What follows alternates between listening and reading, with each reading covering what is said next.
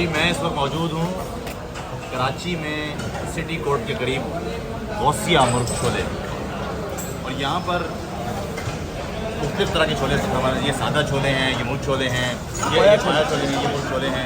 मैं अमृतसर में गया तो वहाँ उन्होंने कहा सरदार का ढाबा बहुत अच्छे छोले होते हैं वहाँ पर। लेकिन भाई अगर कराची के बाहर जहाँ जहाँ भी आपको छोले मिल रहे हैं वो सब फ्रॉड है,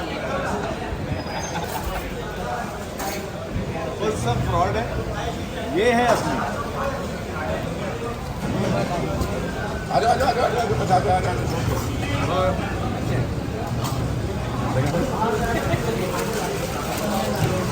हमारा था ना मुल्तान में शर्मा, वहाँ पे लगे थे टोटे, ये है टिश्यू पेपर। लगते थे